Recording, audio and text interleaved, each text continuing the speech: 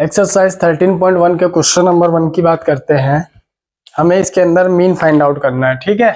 और मीन कौन से मेथड से फाइंड आउट करना है, वो हमें डायरेक्ट मेथड से फाइंड आउट करना है। डायरेक्ट मेथड से इसलिए फाइंड आउट करना है क्योंकि इसके अंदर क्या कहते हैं, फ्रीक्वेंसी और जो एक्सआई की वैल्यू होगी बहुत ही छोटी होगी, ठीक है। ये हमारे पास है ये एक्सरसाइज 13.1। इसके अंदर हमको सबसे पहले क्या करना है, सीआई लिख लेना है और एफआई लिख लेना है। सीआई हमारे पास जो क्लास इंटरवल दिया हुआ है, जैसे नंबर ऑफ हाउसेस या जो भी चीजें हैं, तो उसको हम लोग क्लास इंटरवल में लिखते हैं। तो ये हमारे पास हो गया 0 से 2, 2 से 4, 4 से 6, 6 से हो गया 8, 8 से हो गया 10, 10 से हो गया आपके पास 12 और 12 से हो गया आपके पास 14, ठीक।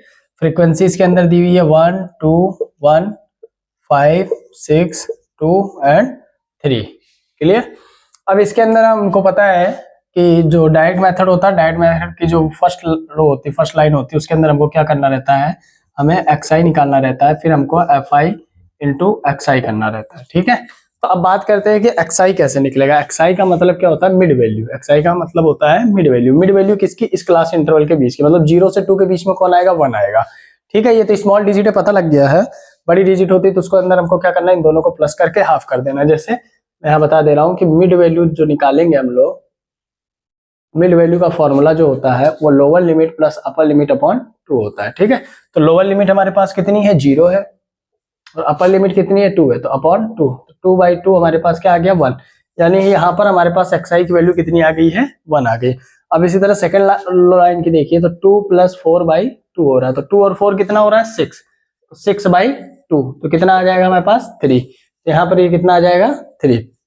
नेक्स्ट है 4 और 6 है ना, 4 to 6 क्लास इंटरवल, तो 4 + 6 अपॉन 2, तो ये कितना आ जाएगा, 10/2। ये कितना हो गया भाई, 5 हो गया। यानी यहाँ पर ये इसके आगे 5। अब देखिए इन सब के बीच में 2 का डिफरेंस है, ठीक है। 2 का डिफरेंस है, 2 का गैप है। जैसे 1 में 2 प्लस किया 3 आया, 3 में 2 प्लस किया तो 5 आया, तो ऐसे 5 में 2 प्लस करेंगे तो 7 आ जाएगा, 7 में 2 प्लस करेंगे तो 9 आ जाएगा, 9 में 2 प्लस करेंगे तो 11 आ जाएगा, 11 में 2 प्लस करेंगे तो 13 आ जाएगा, ठीक है। इस तरीके से मतलब 2-3 वैल्यू हमको निकाल लेनी पड़ती है, उसके बाद क्या कहते हैं कि हम हमारा कॉमन सेंस से प्लस कर करके निकाल सकते हैं।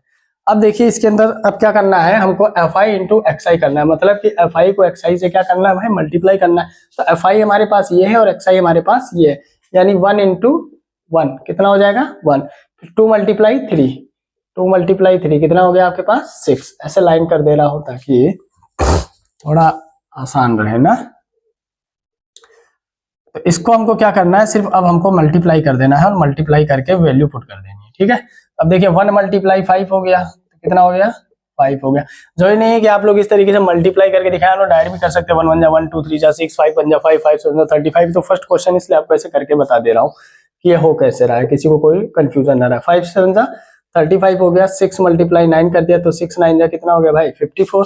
2 × 11 कर दिया तो कितना हो जाएगा, 22, और 3 × 13 कर दिया तो कितना हो जाएगा, 39, ठीक है। अब हमारे पास क्या है कि जो मीन का जो फॉर्मूला होता है डायरेक्ट मेथड का, भाई डायरेक्ट मेथड, ठीक है। डायरेक्ट मेथड क्यों लगा रहे हैं, क्योंकि इसमें एक्सआई और एफआई की जो वैल्यू है बहुत ही स्मॉल है, ठीक है, छोटी है। अब देखिए डायरेक्ट मेथड के अंदर फॉर्मूला जो होता है हमारे पास, वो होता है भाई x बार = sigma FI XI upon sigma FI. ये जो सिग्मा होता है, जिसका पूरा नाम होता है समेशन, इसका क्या मतलब होता है कि ये जिसके आगे लग जाता है उस लाइन के क्या करना, हमको पूरा ऐड कर देना और उसके बाद वहां पर हमको वैल्यू पुट कर देनी है।